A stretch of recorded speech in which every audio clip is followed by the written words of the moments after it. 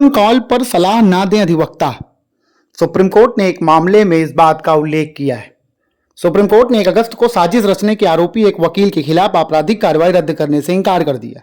Court ने कहा कि वकील सिर्फ अपने पेशे के आधार पर मुकदमे से नहीं बच सकते और यहां तक कि फोन कॉल को भी सबूत माना जा सकता है।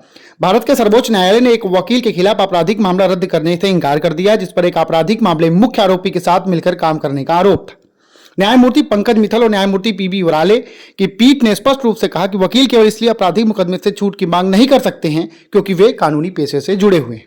न्यायालय इस दलील को भी खारिज कर दिया कि जब कोई प्रत्यक्ष साक्ष्य उपलब्ध ना हो तो वकील और आरोपी के बीच फोन पर हुई बातचीत आपराधिक आरोपों का आधार नहीं बन सकती। न्यायमूर्ति मित्तल ने स्पष्ट किया कि अगर जांच के दौरान कोई भी आपत्तिजनक सामग्री चाहे वह वकील के खिलाफ ही क्यों ना हो रिकॉर्ड में आती है तो उसे दर्ज किया जाना चाहिए।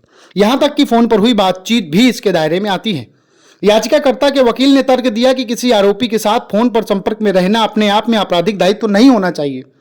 उन्होंने दलील दी कि सिर्फ इसलिए कि वकील ने अभियुक्त से बातचीत की थी उसे अभियुक्त नहीं बनाया जा सकता है। प्रत्यक्ष साक्ष्य होना जरूरी है, फोन पर संपर्क करना आधार नहीं हो सकता है। इसके जवाब में न्यायमूर्ति मित्तल ने कहा, एक काल्पनिक उदाहरण देते हुए पूछा कि यह तो मुकदमे के दौरान ही देखा जाना चाहिए, है ना? आप उन्हें सलाह दे रहे हैं और अपराध को कैसे अंजाम दिया जाए इस बारे में एक आपराधिक मास्टरमाइंड प्रतीत होते हैं। एक सिविल वकील होने के नाते किराए का विवाद हो सकता है। अगर आप मकान मालिक को फोन पर सलाह देते हैं कि अगर किराएदार घर खाली नहीं कर रहा है तो आप किसी ट्रक ड्राइवर से किराएदार को कुचलवा सकते हैं।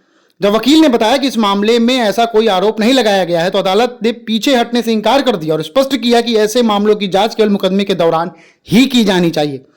पीठ ने टिप्पणी की, जब साक्ष्य दर्ज किए जाएंगे तब विवरण उपलब्ध होगा। मुवक्किल को हमेशा चैम्बर में बुलाकर सलाह दें, फोन पर नहीं।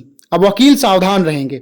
कड़ी टिप्पणी के साथ सर्वोच्च न्यायालय ने वकील की याचिका खारिज कर दी और मुकदमे की कार्रवाई आगे जारी रखने की अनुमति भी प्रदान कर दी।